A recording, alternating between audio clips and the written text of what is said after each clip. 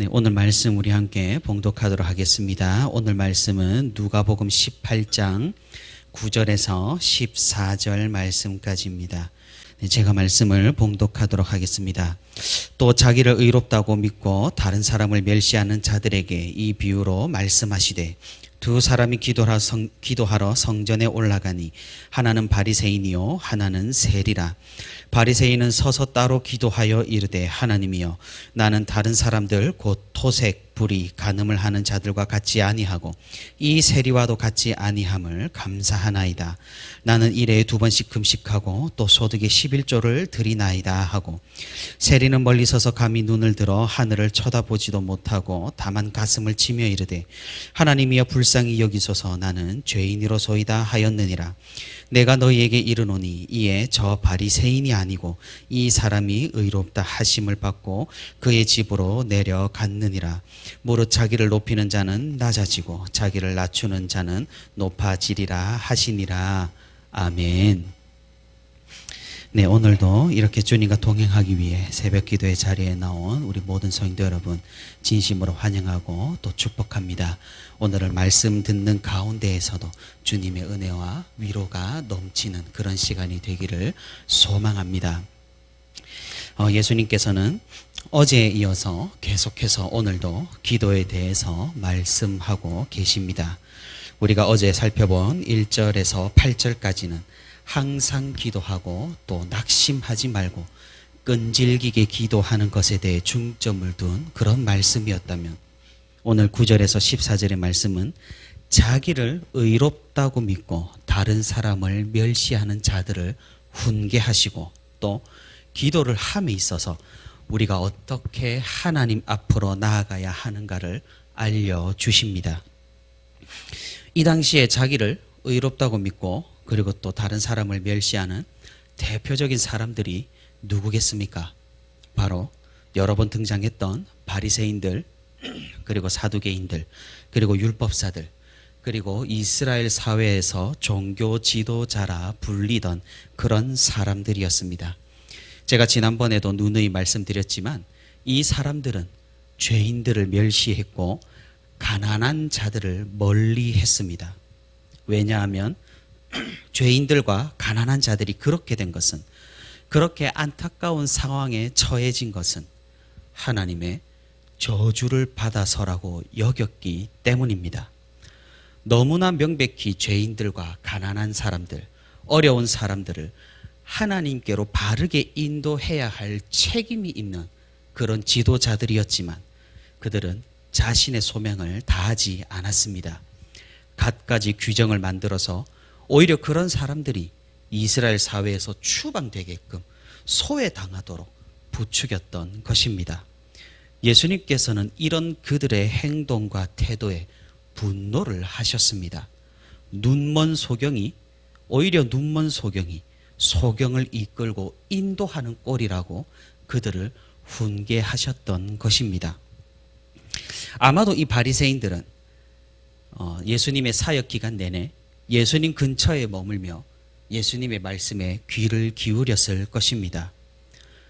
이 사람들이 예수님의 말씀을 사모하고 천국 복음을 듣기 위해서였을까요? 그렇지 않을 겁니다. 뭔가 약점을 잡아 예수님을 무너뜨리고자 촉각을 곤두세우며 예수님의 뒤를 쫓아왔던 것입니다. 그러니 예수님의 오늘 말씀을 근처의 바리새인들은 들었을 것입니다. 예수님께서는 하나님 앞에서조차 교만한 이 바리새인들의 행태를 오늘 비유로 직격탄을 날리신 것입니다. 그런데 우리가 한 가지 더 생각을 해봐야 하는 사실이 있습니다.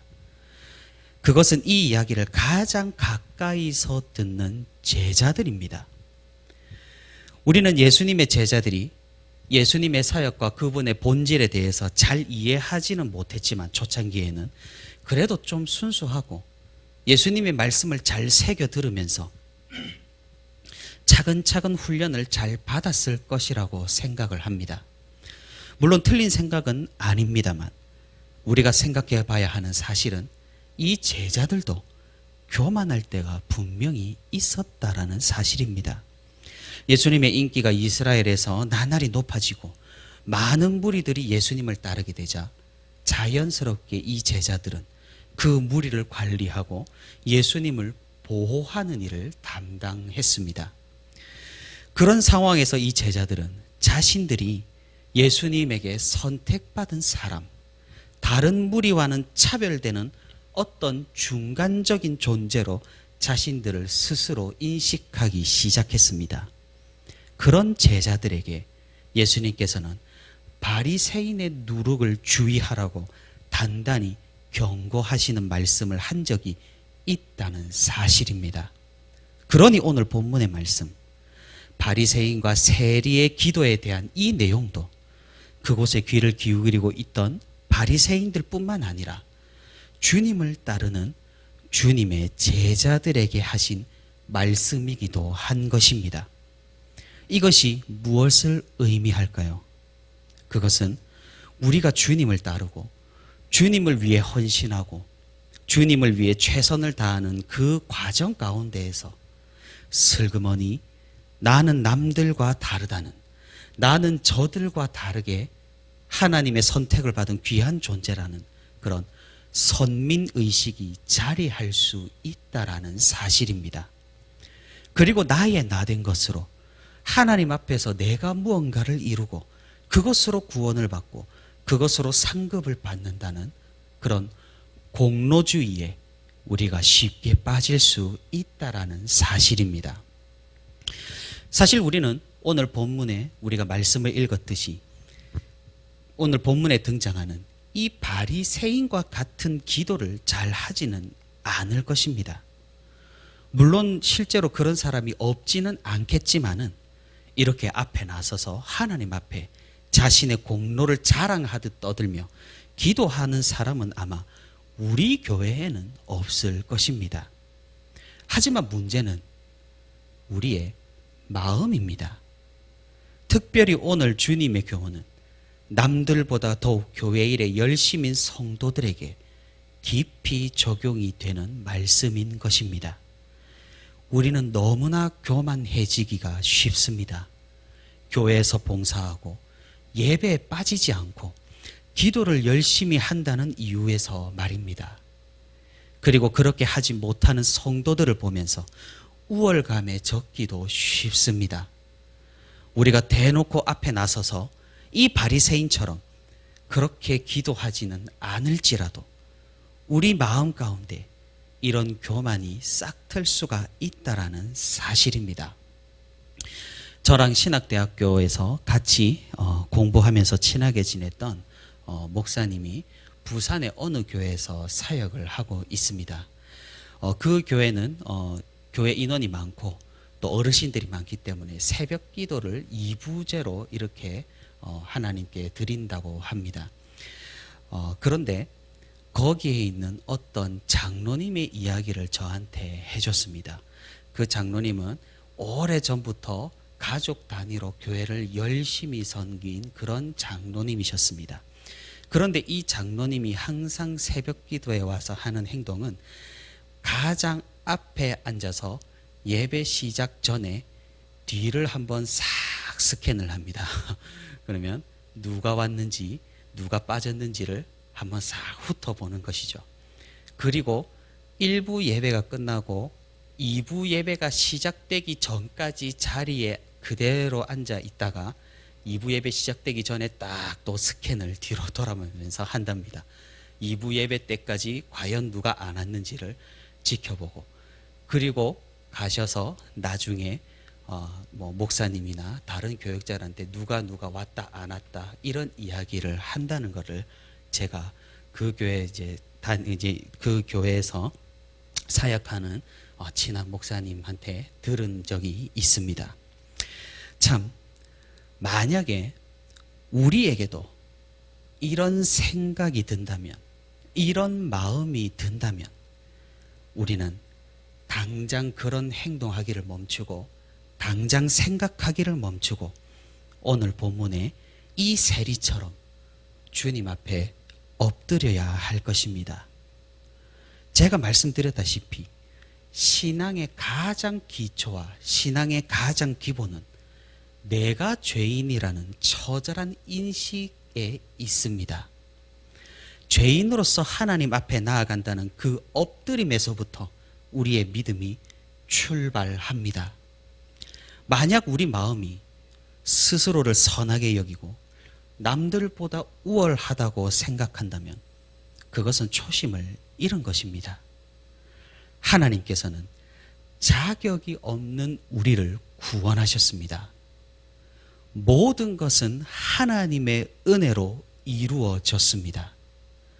하지만 교만이 자란 사람의 마음에는 공로주의가 서서히 지배하기를 시작합니다. 내가 하는 것으로, 내가 헌신하는 것으로, 내가 예배 드리는 것으로 나는 구원받을 자격이 있다고, 하나님 앞에 상급을 받을 자격이 있다고, 저들과는 다르게 나는 하나님의 사랑을 받을 자격이 있다고 여깁니다. 우리가 이 세상에 태어나고 살아가는 이 모든 과정 중에 은혜가 아닌 부분이 어디 있겠습니까? 우리가 구원을 얻고 의롭다 하심을 받는 그 과정 중에 하나님의 은혜가 아니라 우리의 업적이나 우리의 공로가 들어갈 부분이 있겠습니까? 심지어 우리가 믿음을 가지고 주님의 말씀을 따라 거룩하게 살아가는 이 삶의 과정 중에서도 그것이 내가 거룩해지고 내가 거룩하게 살아내는 것이겠습니까? 그렇지 않습니다. 모든 것을 주님이 하셨습니다. 우리가 단번에 의롭다 하심을 얻은 칭의도, 계속해서 거룩함을 이루어 나가는 성화도, 하늘나라에서 받을 상급을 쌓는 이 모든 일도 주님이 하셨습니다. 그러니 우리에게는 전적 은혜밖에 없습니다. 은혜로 구원을 받고 은혜로 삶을 살고 은혜로 이 모든 것을 누리는 우리의 마음은 어떠해야 하겠습니까? 그러니 우리는 감사밖에 할 것이 없습니다. 우리는 찬양과 경배밖에 할 것이 없습니다. 우리는 남들과 비교하거나 나의 나된 것을 내세우는 것이 아니라 오직 주님의 그 은혜에 기대어서 그 십자가 앞에서 눈물을 흘릴 수밖에 없다라는 사실입니다. 누구나 믿음을 가진 성도라면 처음에는 이런 모습을 갖추기 마련입니다. 처절하게 회개하고 또 구원해 주신 은혜에 그 감격하고 말씀을 들음에 그저 감사한 그런 모습들이 우리 삶 가운데 있었을 것입니다. 하지만 매너리즘이라는 것은 무섭습니다. 우리를 점차 건조하게 만들고 우리가 점점 은혜에 반응하지 못하도록 만들어버립니다. 그리고 결국에는 하나님의 은혜가 아니라 다시금 교만이 찾아오게 하며 주님이 아니라 나를 전면에 내세우는 그런 안타까운 모습으로 변하게 되는 겁니다. 사랑하는 성도 여러분, 우리가 이 지긋지긋한 매너리즘에서 벗어나 다시금 그 은혜를 기억하고 그 은혜에 감사하며 그 은혜에 잠기어 기뻐하는 우리가 되기를 바랍니다. 아마 우리의 기도 제목이나 기도 내용이 오늘 본문의 바리새인의 기도와는 같지 않을 것입니다. 하지만 문제는 우리의 마음과 우리가 다른 사람을 보는 태도와 하나님 앞에서 우리가 어떤 마음으로 이 새벽 기도의 자리에 나왔는지에 관한 그런 문제입니다. 우월감과 교만은 우리를 순식간에 무너뜨립니다. 하지만 겸손과 하나님 앞에서의 자백은 우리를 더욱 높이 세워줄 것입니다. 하나님께서는 자비로우신 분이십니다. 그분께서는 자기가 의롭다고 악을 쓰는 사람이 아니라 자기가 자격 없음을 그리고 긍휼이 필요한 존재임을 고백하는 사람에게 은혜를 베풀어 주십니다. 하나님께서는 긍휼이 많으신 분이십니다. 구원의 문 앞에서 나는 들어갈 자격이 있다고 문을 두드리며 소리치는 사람이 아니라 그 앞에서 엎드려 내가 들어갈 수 없다고, 내가 어떻게 이 은혜를 감당하느냐고 눈물을 흘리는 사람을 들여보내주시는 분이십니다. 오늘 우리 주님께서 8절에서 이렇게 말씀하십니다. 인자가 올 때 세상에서 믿음을 보겠느냐고 말입니다. 끈질기게 기도하는 것도, 믿음을 잃지 않고 하나님을 의지하는 것도, 자신의 공로가 아니라 하나님의 은혜를 붙잡는 것도 쉬운 일이 아니라는 그런 말씀입니다. 그리고 예수님께서 승천하신 후부터 지금까지 이런 진정한 믿음은 귀하다는 그런 말씀인 것입니다.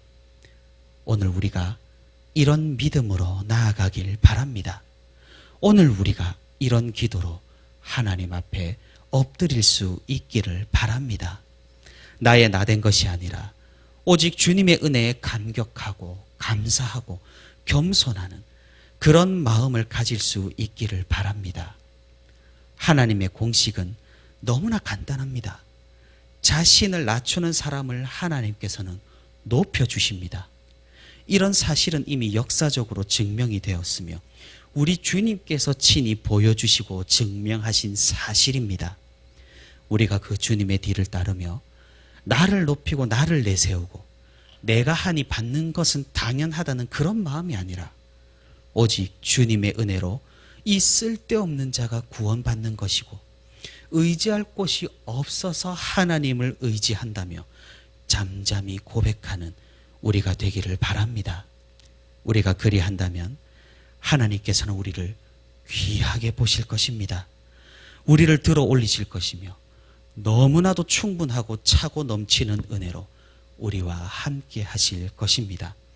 우리에게 감사와 찬양이 넘치고 주님의 그 은혜에 감격하여 이 어려운 세상 가운데에서도 그 사랑으로 인해 그 위로하심으로 인해 언제나 기쁨이 넘치는 삶을 살게 될 것입니다.